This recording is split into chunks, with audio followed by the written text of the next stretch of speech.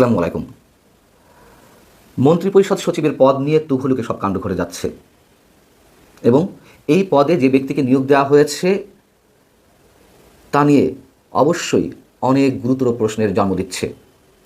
প্রথমে নির্বাচনের পরপরই দায়িত্বে থাকা মন্ত্রিপরিষদ সচিব শেখ আব্দুর রশিদের পদত্যাগ, তার পদত্যাগপত্র গ্রহণের মাধ্যমে প্রধান উপদেষ্টা মুখ্য সচিব এম সিরাজউদ্দিন মিয়াকে অতিরিক্ত দায়িত্ব দেওয়া, তার একদিনের মধ্যে আবার নসিমুল গনি যিনি স্বরাষ্ট্র সচিবের দায়িত্বে ছিলেন তাকে মন্ত্রিপরিষদের সচিবের পদে নিয়োগ দেওয়া অনেক ঘোলাটে একটি পরিস্থিতি মনে হচ্ছে।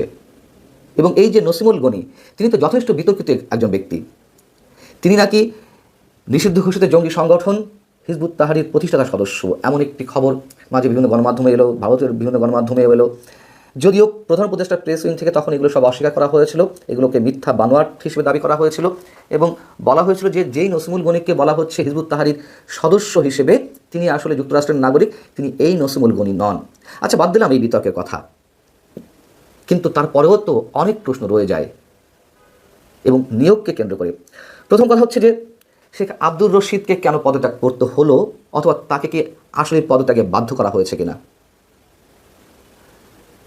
তার পদত্যাগের মধ্য দিয়ে বিএনপি সরকার গঠন করার আগে নতুন কোনো মন্ত্রিপরিষদ সচিব বিশেষ আদর্শের অনুসারী কাউকে নিয়োগ দেওয়া, এই বিষয়টি ছিল কিনা। আবার কেউ কেউ বলছেন যে শেখ আব্দুর রশিদ যথেষ্ট সৎ এবং ব্যক্তিত্ব সম্পন্ন মানুষ, তিনি জানেন যে নতুন সরকার আসার সঙ্গে সঙ্গে ওই সরকারের পছন্দ কোনো ব্যক্তিকে এই পদে নিয়োগ দেওয়া হবে, তাই তাকে বাদ দেওয়ার আগে নিজে থেকেই পদত্যাগ তিনি করতে পারেন, হতে পারে, অস্বাভাবিক কিছু নয়। এবং প্রতিটি রাজনৈতিক সরকার তো তার পছন্দ মতো ব্যক্তিকে এরকম গুরুত্বপূর্ণ পদে নিয়োগ দিবে, সেটি স্বাভাবিক। আবার নসিমুল গনিকে যে প্রক্রিয়ায় নিয়োগ দেওয়া হলো একদিনের মাথায়, সেটিও কতটা আইনের মধ্যে পড়ে বিবেচনা নেওয়া দরকার। কারণ 2024-এর গণঅভ্যুত্থানের পরে অবসরে থাকা এই নসিমুল গনিকে ফিরিয়ে এনে তাকে 2 বছরের জন্য জ্যেষ্ঠ সচিব পদমর্যাদায় চুক্তিভিত্তিক নিয়োগ দেওয়া হয়েছিল। মানে প্রথমে তাকে দেওয়া হলো রাষ্ট্রপতির কার্যালয়ের জনবিভাগের জ্যেষ্ঠ সচিবের দায়িত্বে, পরে আবার সেখান থেকে তাকে নেওয়া হলো স্বরাষ্ট্র সচিবের দায়িত্বে। এবং স্বরাষ্ট্র সচিব হিসেবে তিনি যে বিতর্কিত সব কর্মকাণ্ডের অবতারণা করেছেন, বিতর্কিত কর্মকাণ্ড ঘটিয়েছেন, সেগুলো তার ব্যাখ্যা করে বোঝানো দরকার নেই।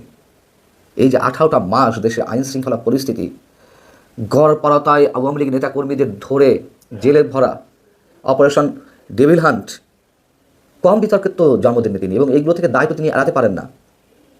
যাই হোক, মূল প্রশ্ন হচ্ছে চুক্তিভিত্তিক নিয়োগের ক্ষেত্রে যেই লেটার দেওয়া হয় নিশ্চিতভাবে সেখানে কাজের সময়সীমা উল্লেখ করা থাকে।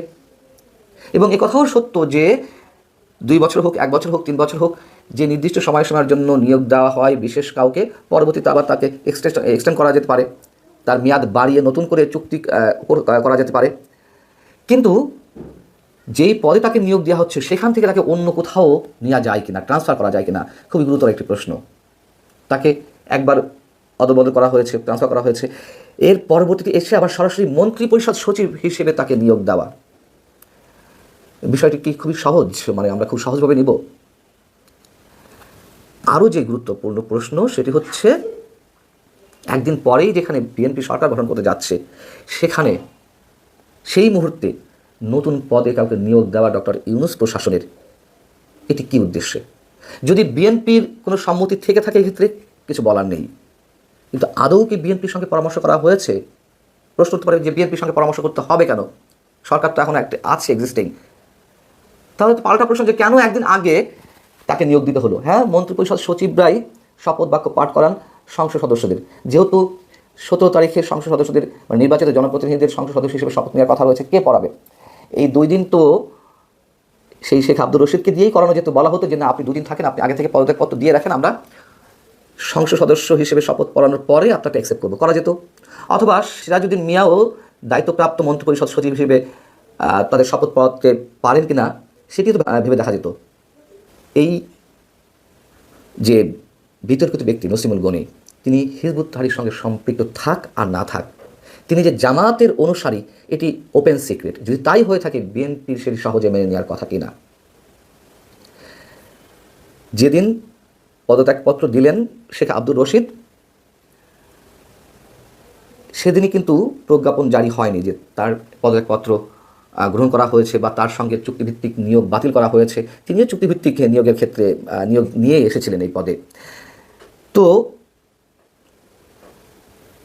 মন্ত্রিপরিষদ বিভাগের একজন কর্মকর্তা গণমাধ্যমকে জানাচ্ছেন যে মন্ত্রিপরিষদ সচিবের দায়িত্ব পাওয়ার পর সিরাজউদ্দিন স্যার মন্ত্রণালয়ে আসেননি, অর্থাৎ আমি বলছি পরবর্তী যাকে দায়িত্ব দেওয়া হলো, একদিনের মাথায় নতুন করে যখন নাসিমুল গনিকে দেওয়া হলো, সেক্ষেত্রে যদিও স্যারের ওই পদটি অতিরিক্ত দায়িত্ব ছিল, তবে মঙ্গলবার শপথের জন্য স্যারের অনেক কাজ ছিল, উনি না আসায় হয়তো নাসিমুল গনি স্যারকে দায়িত্ব দেওয়া হয়েছে। বিষয়গুলো এতই ছেলে খেলার, কেউ ফোন ধরছে না, কথা বলা যাচ্ছে না, নতুন আয়োজনকে নিয়োগ দিয়ে দিতে হবে। এই যে নাসিমুল গনি, তিনি একসময়